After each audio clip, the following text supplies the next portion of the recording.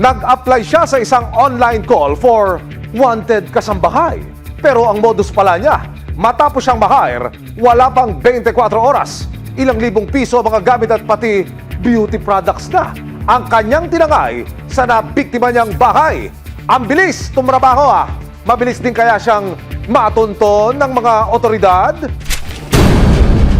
Para sa mga sobrang busy sa trabaho, wala na silang oras na mag-ayos at maglinis pa ng bahay.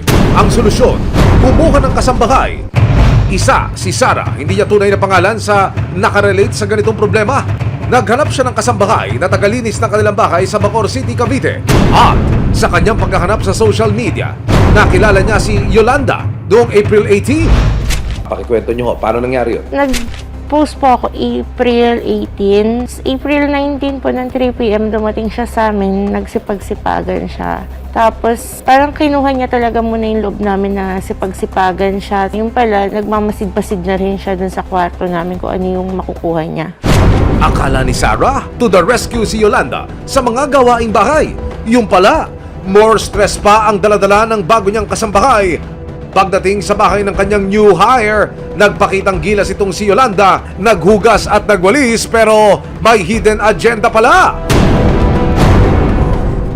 Pagkising ni Sarah, nowhere to be found na si Yolanda. Pero hindi lang ang person, pati ang ilan nilang kagamitan at pera, wala na. Nang balikan ni Sarah ang CCTV, kung saan-saan nakatingin si Yolanda habang nagwawalis. Multitasker pala itong si Maring Yolanda. Ate, ang job order mo, linisin ang sala, hindi limasin ang pera. Tapos dyan nakalagay yung mga wallet tsaka bag ng mga anak ko. Parang nagkakalkal na siya dyan. Doon niya nakuha po yung mga cash po ng mga bata. Tsaka yung cash ko din po na dyan nakalagay nakuha niya. Tapos meron siya dyan nakuha na plastic. Doon niya isisilid yung makukuha niya dito na vitamins. Bukod dito, maririnig na may kausap daw sa cellphone si Yolanda.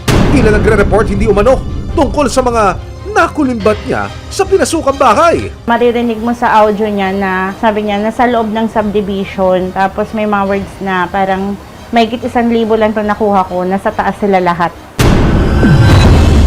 Isang bagong hire na kasambahay sa Bacoor sa Cavite. Mukhang masipag at mapapagkatiwalaan sa una. Pero si ate, mukhang may ibang agenda. Sa Taguig City, isa namang working mom ang naghanap din ng yaya online. Dito po sa area ng Napindan, sakop ng Taguig City, napag-alaman ng resibo na mayroon ding na biktima ng tinatawag na yaya modus. Isang call center agent ang tumatayong complainant. Siya na ho ang magbigay ng detalye. Makakausap natin siya ngayon upang ikwento kung ano po ang nangyari. Nais ko na malaman, paano nyo ho ito nakilala o paano nyo siya hinire? Sa Facebook po, doon po ako nag-post para maghanap ng yaya para sa anak ko po. Yun po, interesado po siya mag-apply. Binigyan niya rin po ako ng assurance na meron siyang valid ID, kompleto po siya. Pagdating ng bagong kasambahay sa bahay nila noong September 2023, nagsipag-sipagan din daw ito agad?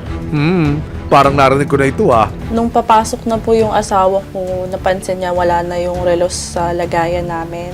Doon na po ako nagsimula magduda kasi po hindi naman kami nawawalan basta-basta ng gamit doon. Ang binabanggit ng biktima, yung relo na ninakaw ay kinuha ko dito sa watch display box na ito. Dito niya po lagi nilalagay yung mga relos niya po na ginagamit. Nung time po na kukunin niya na para po gamitin pagpapasok siya, wala na po dyan. Nang hindi makita na mag-asawa ang nawawalang relo, kinumpronta na raw ni Lisa ang bago nilang kasambahay pero todo deny naman daw ito. Hanggang sa inalugog ni Lisa ang mga gamit ni ate. Yung relo na yun na binabanggit yung kinuha, na-recover niyo ko kagad? Pinahalongkat ko po sa kanya yung mga damit niya po. Aha.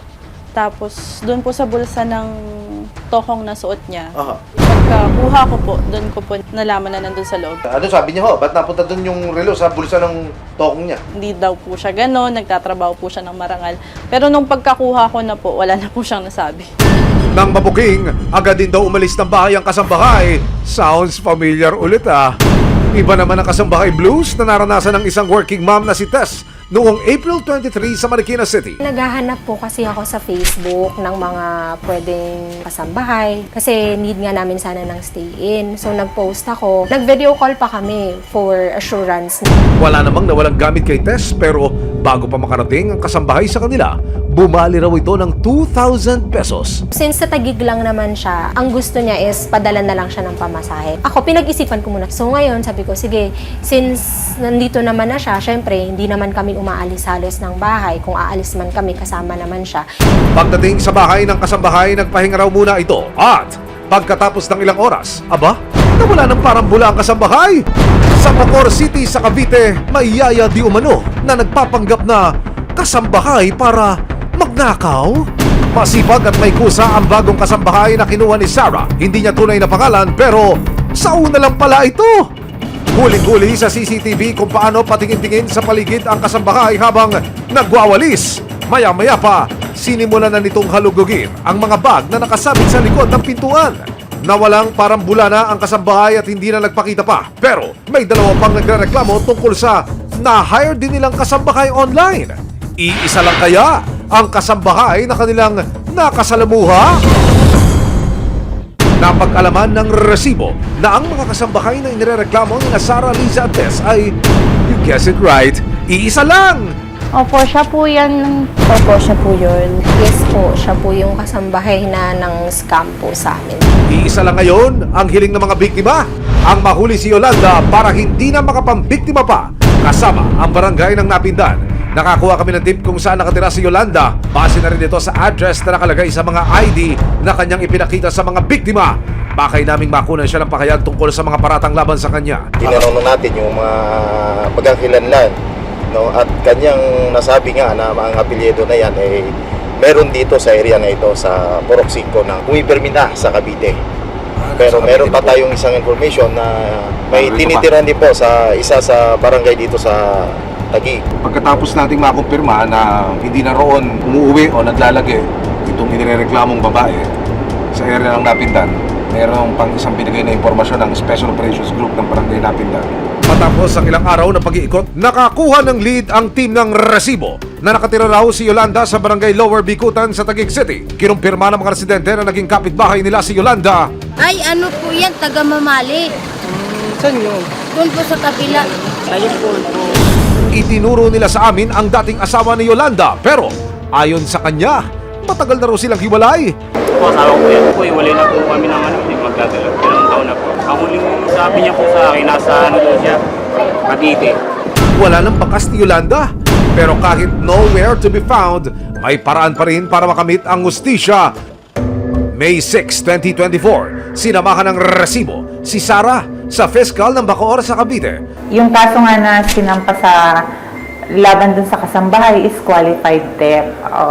Ito ay may pagkakakulong na mula from 12 years and 1 day to 20 years. Tips lang namin sa mga kumukuha ng kasambahay online, kilalanin po natin mabuti yung tao at huwag na po tayong kumuha sa mga online. Sa ngayon, kahit nowhere to be found ang akusado, gumugulong na ang batas para mapanagot siya. Oras na matuntun siya ng mga otoridad at mapatunayang nagkasala. Naharap siya sa mahigit 12 taon na pagkakakulong.